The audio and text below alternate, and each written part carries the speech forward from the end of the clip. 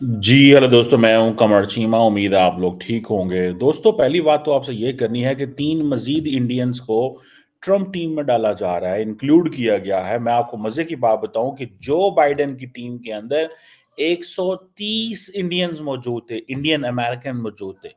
और बहुत सारे जो कहा जाता है इसके बावजूद जो वहाँ पे इंडियंस थे वो कहते थे हम खुश नहीं हैं, we need more positions. Question ये है कि एक भी बंदा इनमें पाकिस्तानी नहीं है। मतलब क्या पाकिस्तानियों के लिए नो गो एरिया है? उनके ऊपर नाम के ऊपर लिखा हुआ है कि ये जा नहीं सकते। ये क्या चक्कर है? अब सुनने में आया कि एक बंदा रिकी गिल, उनको अपॉइंट किया गया है senior director South and Central Asia national Security council. ये वही नेशनल सिक्योरिटी काउंसिल है जहां पे बाइडेन एडमिनिस्ट्रेशन के जॉन फाइनर जाते जाते ये कह गए कि पाकिस्तान का जो लॉन्ग रेंज मिसाइल प्रोग्राम है वो अमेरिका के लिए खतरा है। और एक बात वो थोड़ी गलत भी कर गए कि अमेरिका तक मिसाइल पहुंच सकते हैं।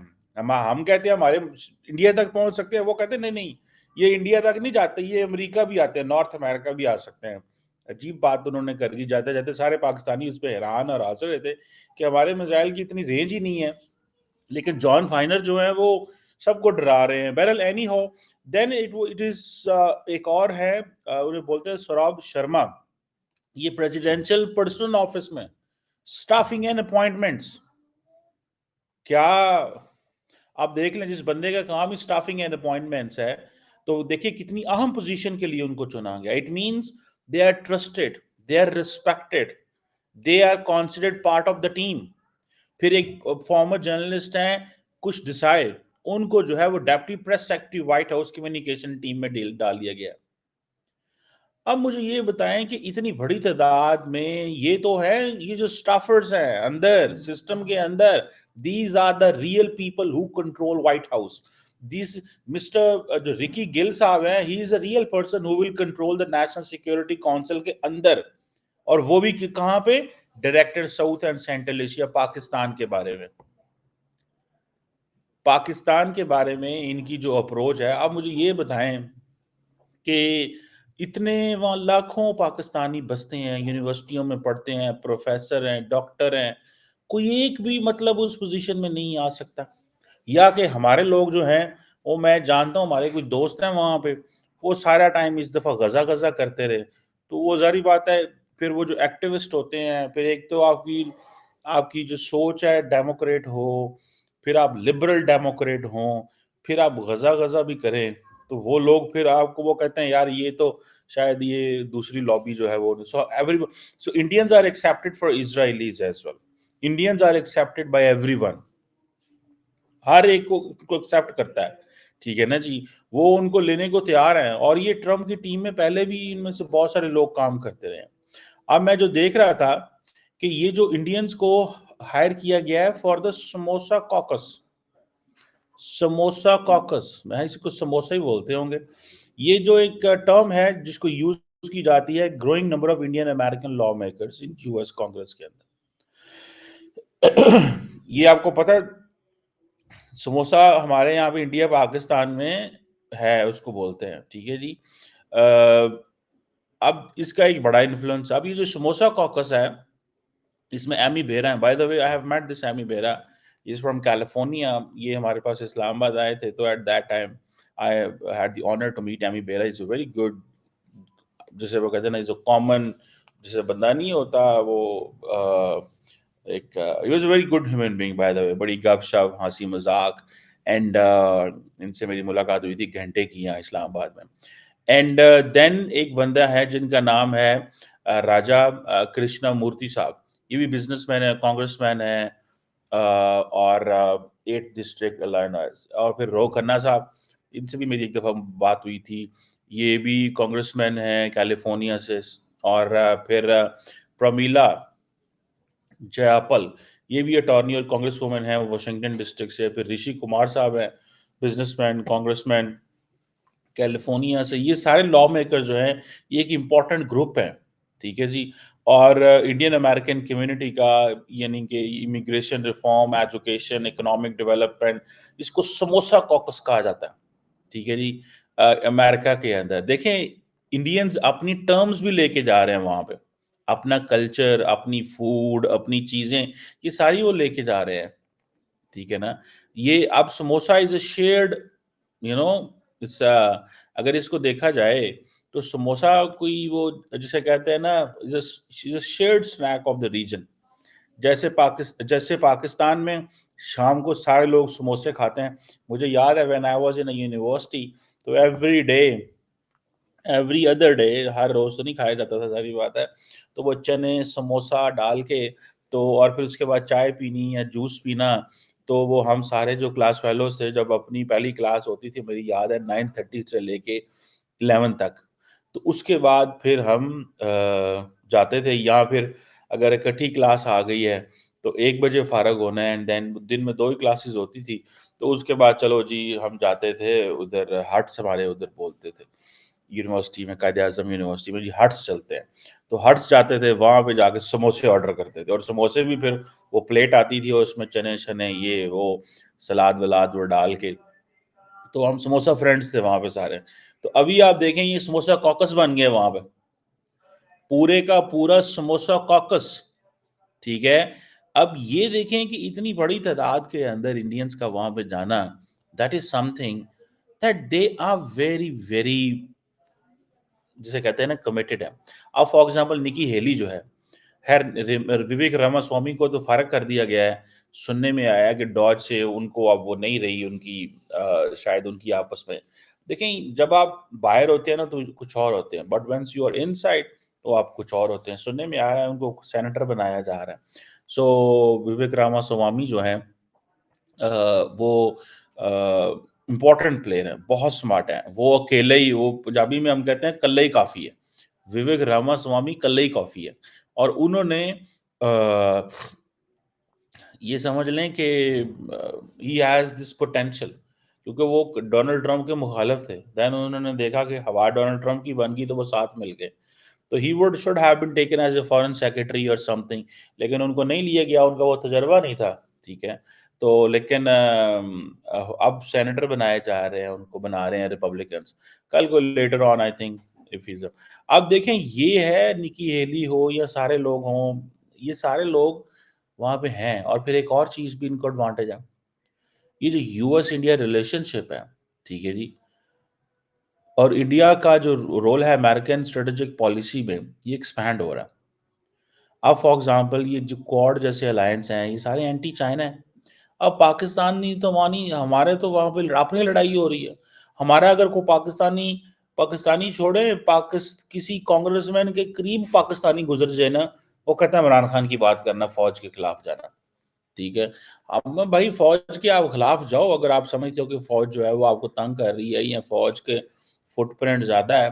बट द क्वेश्चन रिमेन्स कि पाकिस्तान को तो ना डॉज कराओ ना, पाकिस्तान को तो ना नुकसान पहुँचाओ। अब ये चीज़ें जब ये करते हैं, तो नुकसान तो पाकिस्तान का होता है। सो ये जो इंडियन अमेरिकन का जो राइज़ है, इसको पूरा स्टडी करना चाहिए। दिस शुड बी, मैं आपको बात बताऊँ, this is a lot of confidence over the Indians in the United states. और ये जो राइज है इंडियन अमेरिका का in politics, in public policy, in think tanks, in other places, this basically shapes the foreign policy narrative. This basically shapes the foreign policy narrative. So American foreign policy is no longer being controlled by the Israelis alone. The American foreign policy for South Asia, for Indo-Pacific, for all these, the narratives which are being manufactured, made there in the White House or in the Congress or other places, they come from the Indians there. अब हमारा तो problem है, हमारी तो जिसे कहते हैं ना, हमारे वो गए हुए थे कुछ लोग, उन्होंने बंदे ही नहीं लभे होते सुने, ठीक है जी। और बंदा ही नहीं मिला उनको, जो जिस बंदे से मिलना था, सुना बंदे ही आगे निकल गया ऐसे ही, वो किधर और मसरूफ से बंदा, ठीक है जी। वो बंदे को टाइम ही नहीं सी आया। तो वो अब बंदा क्या करे और क्या ना करे इस चीज़ में। ये जो इंडियंस हैं भाई, ये छाए पड़े हैं वहाँ पे, ठीक है। उषा वैंस आगे ही वो उनकी है, south Asian first second lady, first American second lady south Asian, first south Asian American second lady. बंदे कंफ्यूज हो जाएंगे, सेकंड लेडी कहना चाहिए, ठीक है, America second lady, but south Asia से जो है ना फर्स्ट है। और ये बड़े वेल रिप्रेजेंटेड लोग हैं। तकरीबन 2% कहा जाता है इंडियंस मौजूद हैं वहाँ पे, मेरा ख्याल है, if I am not wrong. ठीक है जी। और ज़्यादातर इसमें डेमोक्रेट्स है, लेकिन अब जो है ना वो इधर उधर चले गए। इंडियन अमेरिकन कम्युनिटी जो है वो सिर्फ इधर नहीं है, इंडस्ट्री में बहुत ज़्यादा है। मुझे याद है when I was in Boston, I met few Indians there. All were scientists, engineers, doctors. ठीक है जी। टकाक फुकरे भी होते हैं, ये नहीं है कि सारे ही वहाँ पे हैं। आप जाएं उधर, बहुत सारे ऐसे इलाकों में नजर आएंगे आपको इंडियंस जो फुकरे भी हैं, गलत चीज़ों में भी फंसे हुए हैं, बहुत अजीब अजीब चीज़ों में भी होते हैं, लेकिन मैं largely how they are being represented, ऐसे तो फिर अमेरिकन भी मिल जाएंगे आपको। ठीक है, सारे लोग मिल जाते हैं। लेकिन हमारा जो ज़ाहिर बात है, हम रुक गए उसी पे आके, गाड़ी के ऊपर और घर के ऊपर। ठीक है, गाड़ी और घर ने हमें परेशान कर दिया कि बस गाड़ी आ गई, घर आ गई तो बस ठीक। नहीं, गाड़ी घर नहीं, बात और है। मैं अक्सर बात करता हूँ कि वो जिसे कहते हैं ना, आपको इस चीज़ को अंडरस्टैंड करना है कि आपको अपनी स्पेस कैसे बनानी है। Either you are in a position to influence something और not. If you are not in a position to influence, ठीक है जी, तो आप नहीं, मतलब किसी काम के नहीं है। अब सुनने में आता है कि जो ट्रम्प जो है, उसके के पास हाई ज़्यादा सपोर्ट थी। जो 18 टू 34 ईयर के जो इंडियन अमेरिकन थे, वो ज़्यादा सपोर्ट कर रहे थे ट्रम्प को। सो इस चीज़ से आपको अंदाज़ा लग जाएगा कि ट्रम्प जो है या अमेरिका ओवरऑल, वहाँ पे देयर इज़ एन एक्सेप्टेंस। सो जिस तरह अमेरिका के अंदर इजराइलियों को एक्सेप्ट किया गया है ना, देखिए उनको एक्सेप्ट किया गया बिकॉज़ वो इनका रंग एक जैसे का, चिट्टे थे, उनकी पोज़ीशन और है कि अंग्रेज़ी-शंग्रेज़ी भी बोल लेते थे। इंडियंस को बड़ा देखें एक्सेप्ट करना बड़ी बात होती है। 1 भाई पहली बात तो ये है कि people of colour. Secondly, people of colour के बारे में अमेरिका के अंदर बड़े मसले मसाइल हैं। पीपल ऑफ कलर के बारे में बड़े मसले मसाइल हैं। और दूसरा, they are not, the Indians, they are not in big number जो सारे ही वहाँ पे लीगल है, इलीगल भी हैं। तो देखिए उसमें जयशंकर ने बड़ी ज़बरदस्त बात की वहाँ पे जाके। उसने कहा जी जो इलीगल है हम उन्हें वापस लेने को तैयार हैं। जो इलीगल है वो हम उसको वापस लेने को तैयार हैं। ठीक है जी। सो इसमें आप देख लें कि किस तरह वो they are going to work. और ये सारे के सारे जो आप कह लें कि फॉरेन पॉलिसी मेकिंग में इन्फ्लुएंस है, ठीक है, और डोमेस्टिक पॉलिटिक्स में इन्फ्लुएंस है। ठीक है जी। ये सारे के सारे जो, अब देखिए ना, आप जब स्टाफर्स लेने शुरू कर जाए, भाई काश पटेल तो आ गया, अब काश पटेल ने किस किस को रखना है। काश पटेल जरूरी नहीं है इंडियंस को रखेगा, वो किसी और को भी रख सकता है। ये वो किसी और को भी रख सकता है, और वो जिस जिस को रखेगा, दे बिलीव कि ये हमारे लिए अच्छा है। ठीक है। सो ये बड़े लोग हैं वहाँ पे तगड़े। अब बॉबी जिंदल जो है वो गवर्नर रहा है लुजियाना का, पंजाबी है। मैं खुद मिला हूँ बहुत सारे लोगों को वहाँ पे, कांग्रेसमैन का, इंडियंस का। बड़ा बड़ा तगड़ा इंडियन है अमेरिका के, बड़ा बड़ा रिच अरबपति। इंडिया पाकिस्तान की वेल्थ में, and then they have a heart, दिल है, पैसे लाना लाना की उजाड़ना। ठीक है। और बड़े बड़े तगड़े हैं।